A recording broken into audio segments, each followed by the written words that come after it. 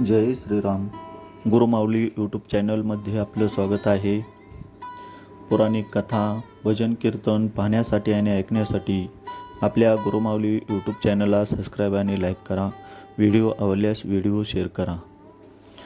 आज आपण श्रीरामविजय ग्रंथातील अध्याय 30 इंद्रजिताचे शिर खदखद हसले पाहणार आहोत. इंद्रजित युद्धाला गेल्यावर सुलोचना आपल्या सखीसह पतीचे गुण गात आनंदात बसली होती.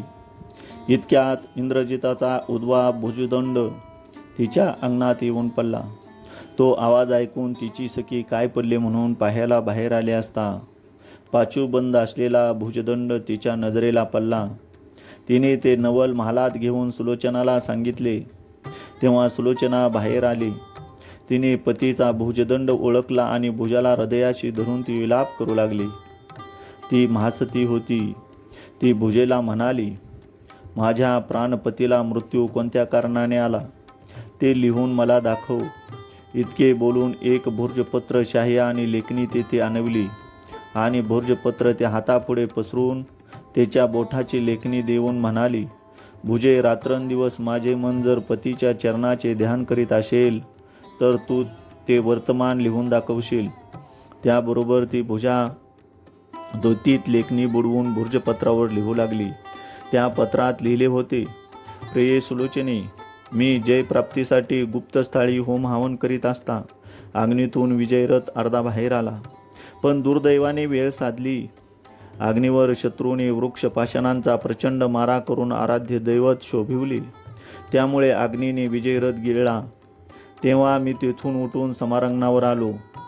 लक्ष्मणाला विजयश्रीने माळ घातली.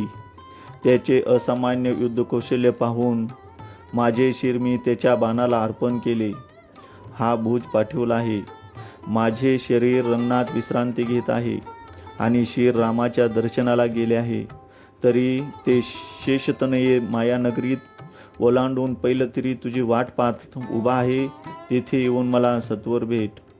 हे पत्र वाचता सुलोचनेने भुजावर अंग टाकून एकांत मांडला. तिच्या सख्यांनी तिची समजूत घातली. सुलोचना उठली. तिने शुक, सारिका, मोर, मृग इत्यादी प्राण्यांना सोडून दिले. तिने तो आपल्या पतीची भुजा पालखीत ठेवला आणि आपण चपळ घोड्यावर बसून पालखीसह लंकेत आली. ती वेळ रात्रीची होती. ती तडक रावणाच्या सभेत गेली. रावण आपल्या सभेत प्रधानाशी खलबत करीत असून इंद्रजित येण्याची वाट पाहत होता. सुलोचनेस पाहताच म्हणाला, बाळ, तू इथे का आलीस? तेव्हा सुलोचनेने भुजा आणि भुर्जपत्र रावणापुढे ठेवले. प्रत्यक्ष ती भुजा पाहून रावण सिंहासनावरून धडकन खाली पडला. छाती बुडवून घेऊ लागला. मंदोदरी धावत तेथे आली. मुलाच्या निधनाची वार्ता ऐकताच ती विलाप करू लागली. नंतर सुलोचना मंदोदरीला म्हणाली, पतीचे शिर मला आणून द्यावे म्हणजे मी सहगमन करीन. हे सुलोचनेचे बोलणे ऐकून रावण क्रोधाने लाल झाला.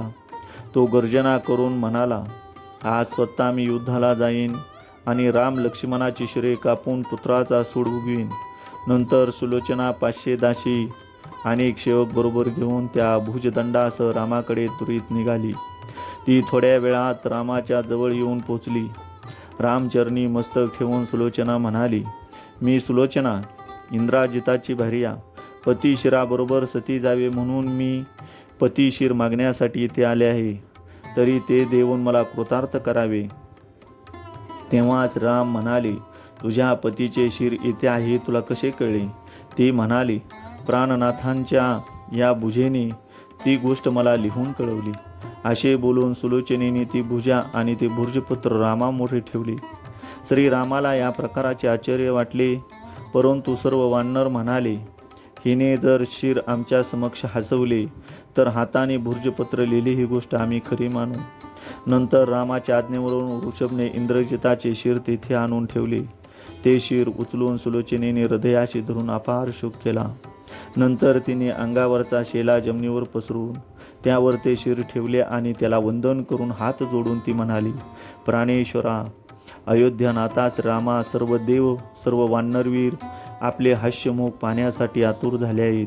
तरी हसून मला धन्य करावे.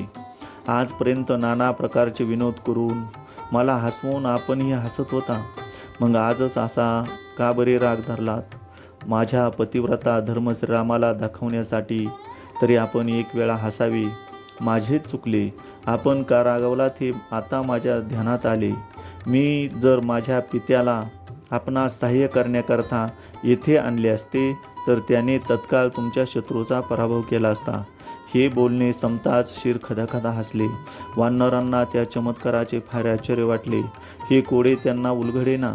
तेव्हा रामांनी सांगितले, ही सुलोचनाचा पिता जो सहस्त्रवदन शेष त्याचाच अवतार लक्ष्मण आहे. लक्ष्मणाच्या हस्ते इंद्रजिताचा वध झाला.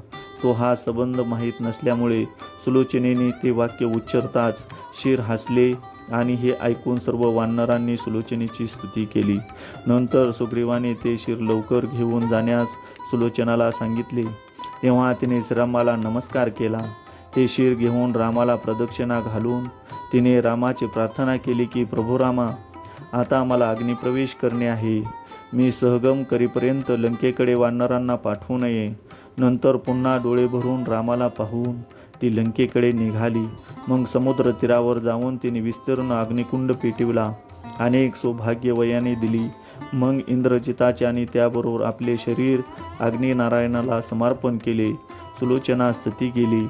याप्रमाणे श्री रामविजय ग्रंथातील 30वे पुष्प या ठिकाणी समाप्त होत आहे. जय श्रीराम.